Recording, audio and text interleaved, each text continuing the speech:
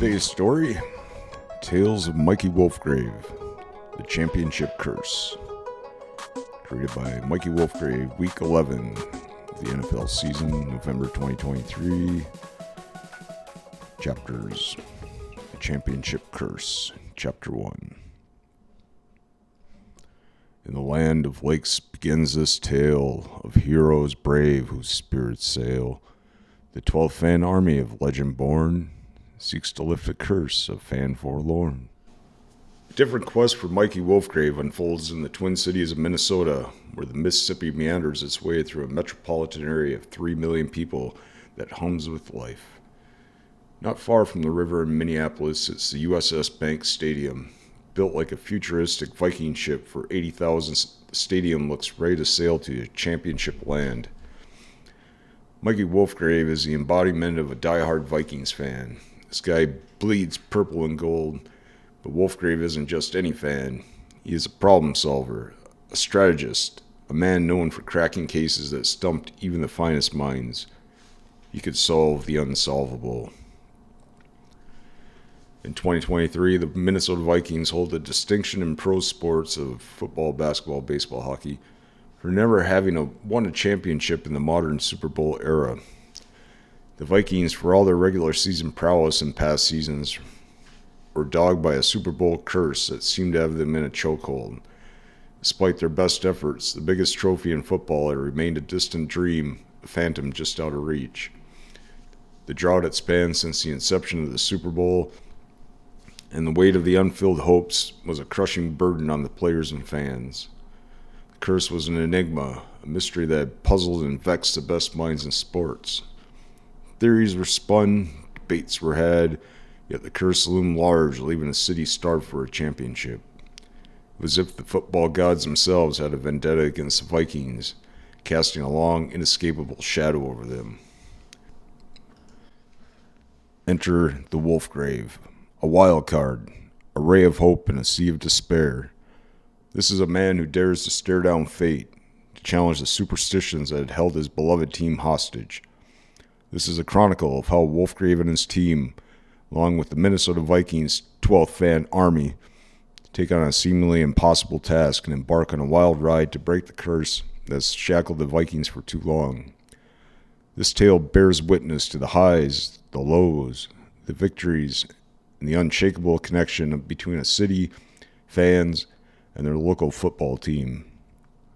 Secrets will be unearthed on what has plagued the Minnesota Vikings for generations, and discover how the 12th fan army's unyielding love for their local sports sparks a revolution that may forever change the fate of the franchise. End of Chapter 1.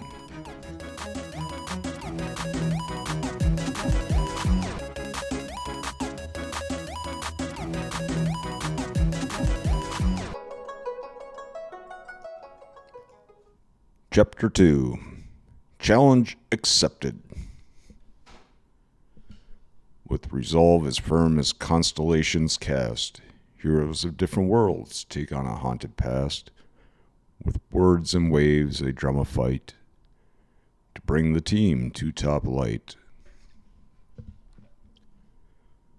In the heart of Minneapolis, where the bitter cold of winter often casts a shadow over the city's spirits, the arrival of Mikey Wolfgrave signaled a new dawn for the Minnesota Vikings. Mikey had long been a figure of fascination to his Viking fan friends, a man who wore his passion for the team like a badge of honor. However, it was this day he decided to take on the daunting challenge of breaking the championship curse that would forever alter the course of his life. Mikey's journey to become an unofficial consultant for the Vikings begins with an audacious declaration made one fateful evening while he's enjoying a hoppy beverage with his friends at his favorite Vikings bar, the Off the Rails Saloon. As the conversation revolved around the team's persistent Super Bowl struggles, Mikey, fueled by a mixture of inspiration, frustration, determination, and perhaps a touch of liquid courage, announced, "I can solve this curse. I can break it." His friends exchanged skeptical glances, and the patrons around him stared at him like he is crazy. Sure, buddy, said one old-time fan that had witnessed too many emotionally draining defeats. Whatever you say. But for Mikey, the die was cast. He had made his decision, and there was no turning back once he announced his intentions. Mikey's approach to problem solving was unique, to say the least. He didn't rely on statistical analysis or traditional methods of football strategy. What he felt the team needed was a combination of psychology, philosophy, sociology, and all the team spirit a community could muster. His first step was to immerse himself in the history and folklore of the Minnesota Vikings. He devoured books, interviewed retired players, and listened intently to the stories passed down through generations of fans. He believed that the key to breaking the curse lay hidden somewhere within the collective memory of the franchise and fans, waiting to be unearthed. Fueled by a determination as fierce as the Minnesota winter, Wolfgrave sets out to take the bull by the horn, squaring off against the daunting task of breaking the Vikings' notorious curse. His weapon of choice? Words. Simple, powerful, and resonant. He delves into the books, turning pages filled with wisdom, scouring for insights into the curse. He takes to social media, stirring up a storm, rallying the troops, and brainstorming strategies to break the jinx. One of Wolfgrave's messages to the team is simple yet profound. Acknowledge your current problem, but don't let it define your future. What he meant was that you need to take stock in what holds you back in order to fix it. However, overdwelling on a negative past can get in the way of a positive future. His out-of-the-box approach to problem-solving, far removed from the playbook tactics, catches the attention of the heavy hitters in the management and the players on the field. Mikey's personal challenge would soon be accepted, not just by him, but by the entire 12th fan army.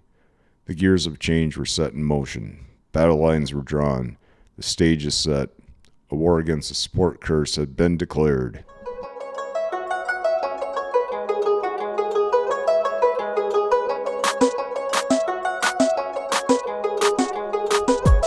Chapter 3, Curse Unveiled. In history's shadows, a mind dives, seeking the truth in the archives. A player scorned, a curse bestowed. Is this the origin of the Vikings' woes? Wolfgrave's quest to unravel the mysteries of the Minnesota Vikings championship curse leads him down a path riddled with legend, myths, and stories that border on the extraordinary. His journey takes him to the dusty archives of the Vikings' historical records, found at the Minneapolis Public Library. He pores over old newspaper clippings, player interviews, and fan testimonials. As he does his combing through the paperwork of time, one name consistently emerges as a central figure in the curse's origins. A disgruntled former player from the 1970s known as Mad Marty McGregor. Mad Marty, as the story went, was a legendary player for the Vikings during the fateful decade when the curse seemed to take root. A player whose passion for the game was matched only by his fierce temper. Mad Marty had left the team under bitter circumstances, leaving behind a legacy of unfulfilling promises and dashed hopes. It was rumored that in the throes of his disappointment, he had uttered a curse on the organization to haunt the Vikings for generations. Mad Marty's ex-wife was also an outspoken fan of the occult. Further research reveals that Mad Marty's ex-wife was part of a consortium of witches who were also said to be fervent fans of the Green Bay Packers and the Chicago Bears, the Vikings' divisional arch-rivals. These witches, it was believed, had cast a malevolent spell upon the Vikings and also the Detroit Lions, fueled by the loyalty to their teams. His research would also discover the curse's origins were far from limited to disgruntled players and rival witches.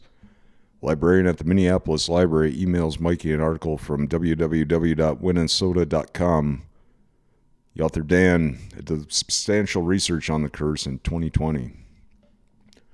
Wolfgrave decides to call the author and see what he thinks is the source of the curse. Wolfgrave. Hey, this is Mikey Wolfgrave. I just finished reading your article and I have a few questions. Dan.